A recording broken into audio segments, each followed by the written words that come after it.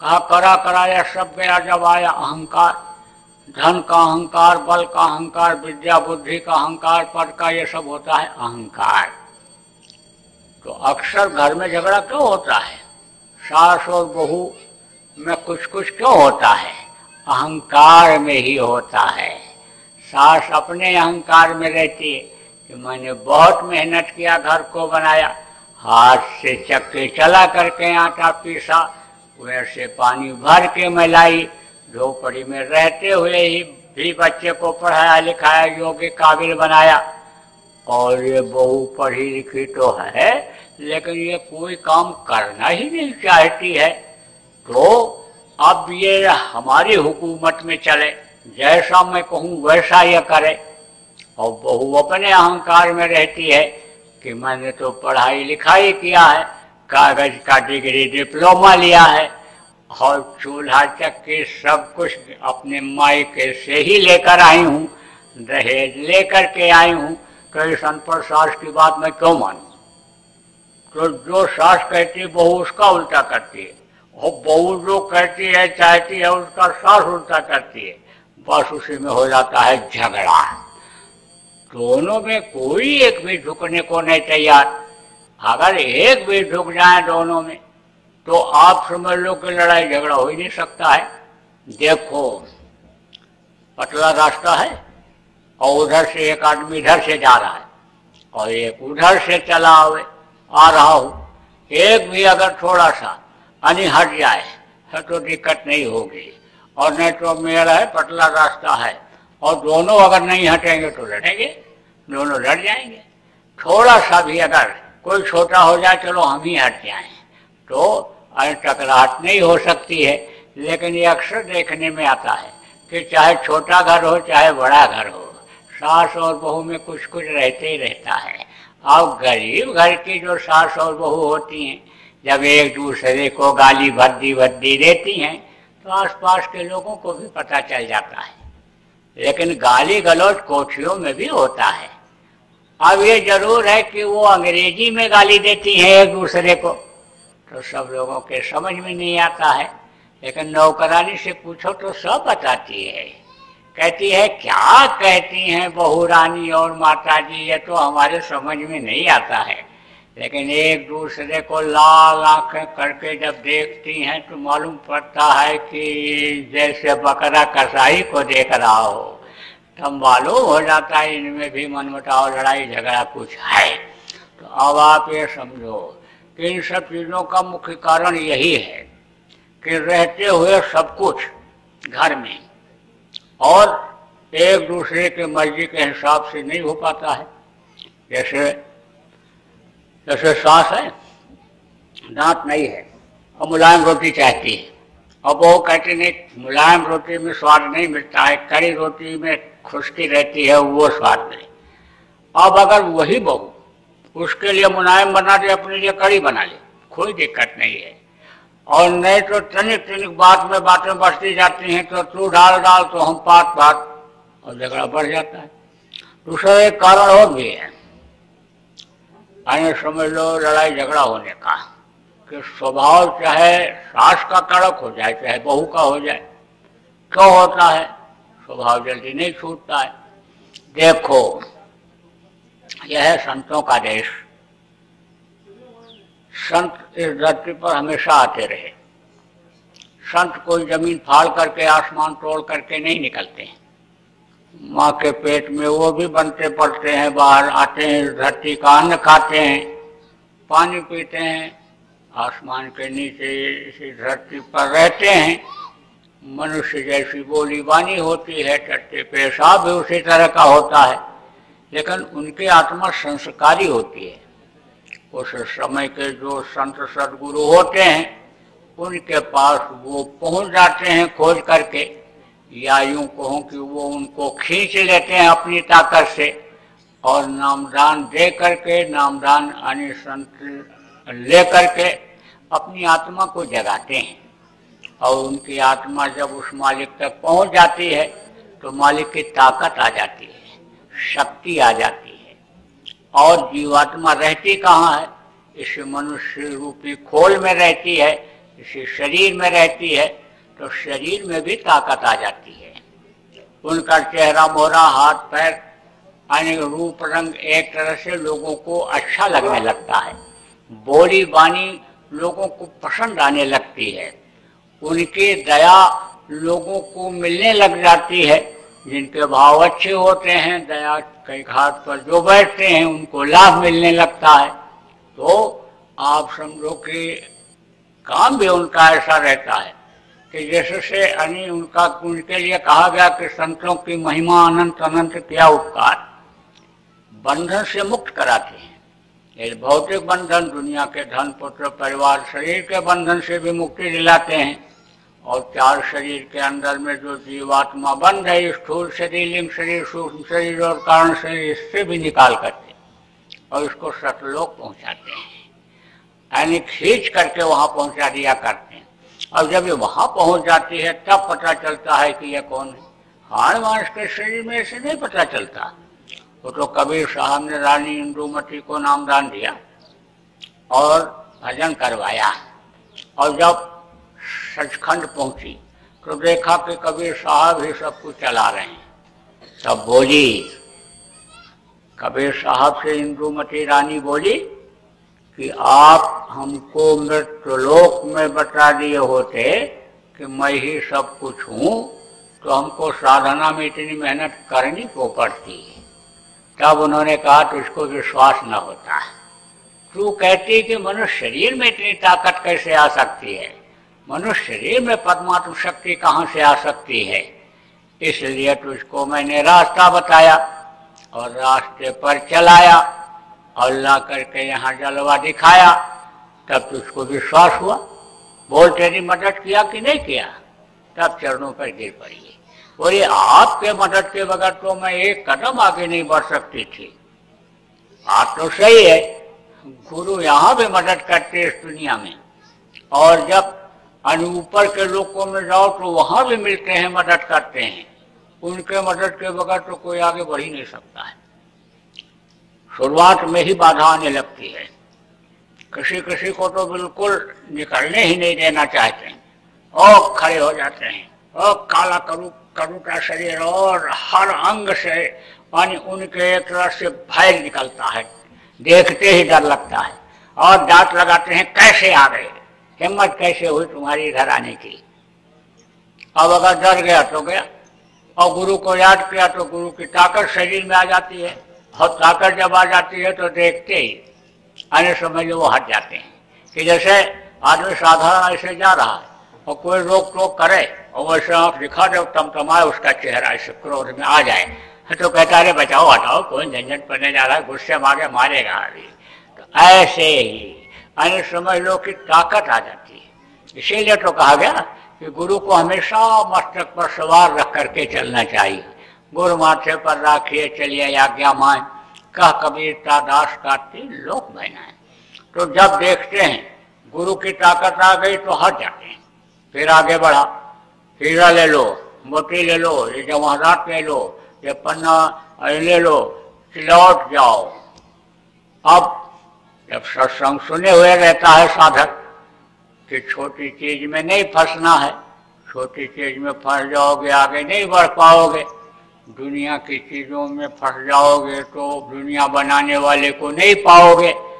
तो जब उसकी ये इच्छा बन जाती है साधक की कि दुनिया बनाने वाला ही हमको मिल जाए, तब दुनिया की चीजों में नहीं फंसता है, इन दुनिया में जो चीजें हैं उनमें नहीं फंसता है, कहता हमको नहीं चाहिए, आगे बढ़ जाता है।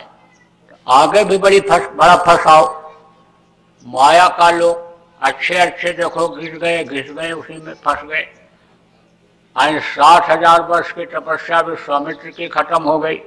संगी ऋषि घर छोड़ करके चले गए थे, लेकिन वापस आए, शादी ब्याह किया, बाल बच्चे हुए, उसके रास्ते में फंस गए। नैमी ऋषि को देखो अप्सरा नकेल डाल करके ले गए, इंद्र के सामने खड़ा कर दिया। देखते ही नहीं थे नैमी ऋषि, नीम के पेड़ के नीचे ऐसे आंख बंद के ध्यान लगाते ही रहते थे।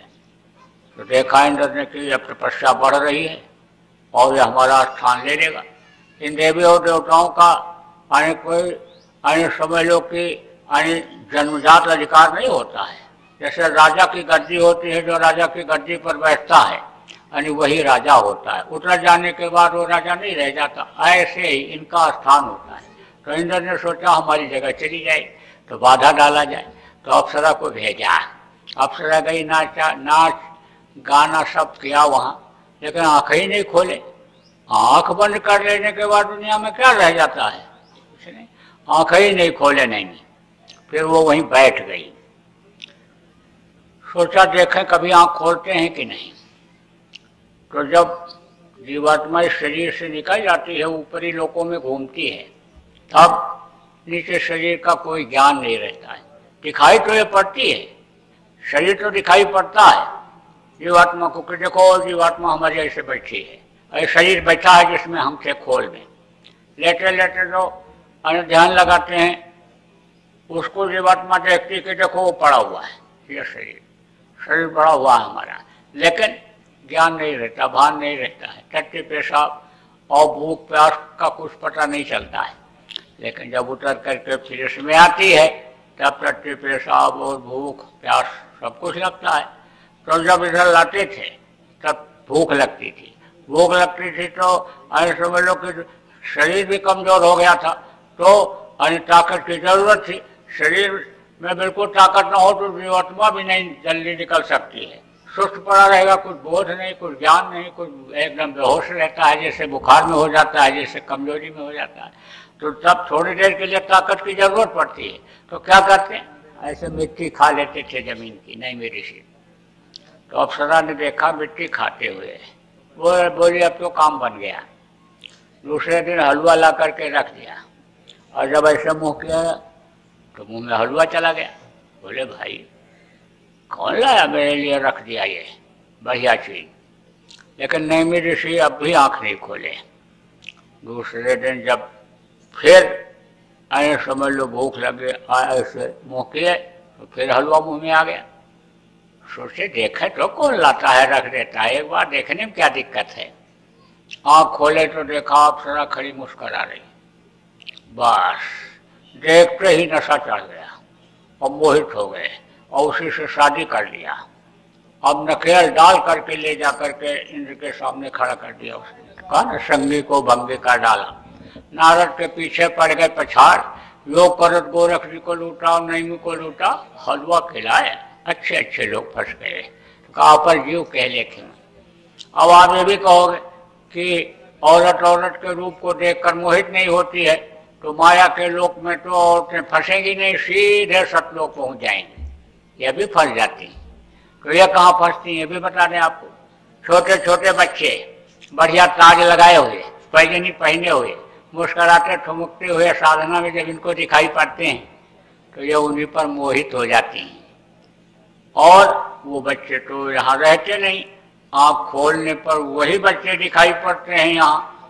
तो अपने ही बच्चों से, पड़ोसियों के बच्चों से इतना प्रेम हो जाता है कि उन्हीं के सेवा शुश्रूषा में लग जाती हैं। ध्यान भजन सुमिरन सब खाता हूँ।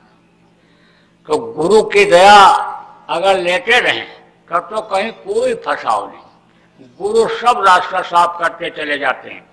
कहीं भी देखो कहीं फंसाव हो रहा हो और गुरु अभी सामने आकर खड़े हो जाएं और गुरु आने को कोई देखे तो फिर मतलब यह है कि सब बोलेगा कि नहीं बोलेगा, गुरु की तरफ दौड़ेगा कि नहीं दौड़ेगा। अब यह है कि गुरु की जब पहचान हो जाए कि गुरु है कौन, तो गुरु की पहचान किसको होती है, जो ध्यान लगाता है अंतर में गुरु का, जिनको दर्शन होता है समझो उसको गुरु की पहचान होती है। तो गुरु राष्ट्र में मदद करते हैं। समझ लो कि ना बिन गुरु भक्ति शब्द में पढ़ते और सो प्राणी तू मूर्ख जान, और शब्द खुलेगा गुरु मेहर से, खींचर सूरत गुरु बलवान। समझ लो गुरु बलवान ही सूरत को खींच करके ले जाते हैं। नामदान देते समय ही काल के हाथ से अपनी डोर को, जीवात्मा के डोर को अपने हाथ में ले लेते हैं, और जब तक उसको सतलोक नहीं पहुंचा देते तब तक छोड़ते नहीं है। चाहे एक जन्म लगे, दो जन्म लगे, चार जन्म लगे, समझ लो शरीर छोड़ करके भी चले जाते हैं तो भी संभाल करवाते रहते हैं। अपने अन्य जो जानशीन उत्तराधिकारी होते हैं उनसे शरीर की संभाल करवाते रहते हैं और जीवात्मा के डोर से यानी वहीं से हिला करके पहुंचाते रहते हैं, संभाल करवाते रहते हैं और आखिर में अपने घर पहुंचा ही देते हैं। इसीलिए तो संतों को कहा गया कि हम आए वही देश से जहां तुम्हारो धाम और तुमको घर पहुंचाऊना एक हमारो काम। तो मैं आपको बता रहा था कि जब जीवात्मा जग जाती है तो शरीर में आ जाती है ताकत संतों के। तो संत के शरीर से जो जीव छू जाते हैं और दया हो जाती है उन पर, उनको भी मनुष्य शरीर मिल जाता है। जिस गाय का बकरी का दूध पी लेते हैं अन्य समझ लो उसको भी मनुष्य शरीर मिल जाता है, लेकिन स्वभाव जल्दी नहीं छूटता है। मान लो कोई भैंसा के ऊपर दया हो गई और आदमी बन गया, तो जैसे भैंसा गुर्राता सिंह मारता रगड़ता चलता है ऐसे आदमी भी ऐठता हुआ चलता है। मान लो कोई बकरी उनकी जीवात्मा है, औरत बन गई, तो जैसे बकरी म्या म्या म्या म्या चिल्लाती रहती है ऐसे औरत भी दिन भर बोलती रहती है। तो मान लो कोई ऐसी हानि बकरी वाली सास हो या बहू हो, तब क्या करना चाहिए? अरे तब तो बड़ा मुश्किल हो जाता है, लेकिन रास्ता उसका भी है। कैसे ये भी बता दें आप। हमारे पास एक औरत आई सत्संगी अपनी लड़की को लेकर के, बोली महाराज इसको समझाओ, अपनी लड़की को बोली इसको समझाओ, ये कह रहे हम ससुराल नहीं जाएंगे। तो हमने कहा क्यों बच्ची क्या बात हो गई?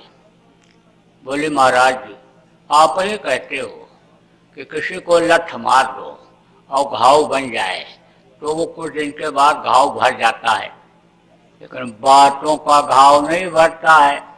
किसी को कड़क बात बोल दो तो वो जो घाव बनता है वो भरता नहीं है, वही बराबर याद आता रहता है। तो हमारी सास बहुत कड़क बोलती हैं, अब बोलती ही रहती हैं। अब तो हम सुनते सुनते गए ऊब, हम तो कुछ बोले नहीं, मर्यादा का उल्लंघन हो जाएगा, लेकिन अब हम ऊब गए, उस घर में जाना ही नहीं चाहते हैं। और महाराज जी आप भी मत कहना आप उस घर में जाने के लिए। तो हमने कहा तो तू सुनते क्यों है? आप गुस्से में बोली तो कहाँ घर छोड़ करके चले जाएं? तो हमने कहा देख तो इसको बताया गया भजन करने के लिए, जब उनको गुस्सा आवे तो तुम कान में लगाओ उंगली और आंख बंद कर लो, कपड़ा डाल करके भजन पर बैठ जाओ। वो क्या कहती हैं सुनो ही नहीं, आंख से हाथ मुंह से क्या इशारा करती हैं देखो ही नहीं। तो थोड़ी देर में क्रोध की अग्नि में जल करके वो खुद बुझ जाएंगी, चुप हो जाएंगी। तो बोली तो कुछ नहीं, लेकिन उस बच्चे ने बात को पकड़ा और अमल किया। सत्संग तो लोग बहुत सुनते हैं, लेकिन वहीं सब कुछ पलड़ा झाड़ करके चले जाते हैं। जो सुना वहीं भूल गए, एक कान से सुना दूसरे से निकाल दिया। अमल करना चाहिए, परीक्षा के तौर पर ही करो, प्रयोग के तौर पर ही करो, लेकिन विश्वास के साथ करो। स्कूल में पढ़ने के लिए जाओ और विश्वास मास्टर पर न करो, कैसे पढ़ पाओगे? इसलिए बात को तो मानना चाहिए। ऐसे ही बात को सत्संग में पकड़ करके अमल करना चाहिए। तो उस बच्ची ने ऐसा ही किया और ऐसा किया तो सब सही हो गया, सब सही हो गया। बच्चियों को अन्य सत्संग इसीलिए सुनवाया जाता है कि हर चीज की जानकारी उनको हो जाए। ऐसी ऐसी सत्संगी लड़कियां गई लोगों के घरों में कि जहां रोज झगड़ा होता था और सब सही कर दिया। पता लगाएं कि झगड़ा होता क्यों है, इसी का पता लगाया क्यों होता है। तो पता चला कि अपने अपने लड़के के लिए ही लड़ती हैं। ये लड़के को उनको वो खिला दिया, हमारे लड़के को नहीं दिया, कपड़े को नहीं दिया, वो नहीं। और ये गई तो ये दूसरों की करने लग गई सेवा, दूसरों के बच्चों को दूसरों से प्यार कराने खिलाने लग गई, वो करने लग गई, सबका कपड़ा धोने लग गई, वो उनका इस तरह से ऐसे सेट हो गया। ऐसे सेट होता है। अपने अपने में ही होती है गड़बड़ी। दूसरे का करने लगो तो कहते हैं ना, जैसे दो आदमी बैठते हैं खाने को, तो जिसको अपने को खाने को होता है तो कहता है इनको दो, इनको दो। खीर जब देकर आते हैं बाल्टी तो कहते खीर इनको दो, तो वो कहता नहीं इनको दो, दोनों खा लेते हैं, दोनों पा जाते हैं। तो इस तरह से तरीका होता है। तरीके से अगर काम हो तो एक राष्ट्र स्वर्ग जैसा हो जाए, और नहीं तो यही तो नर्क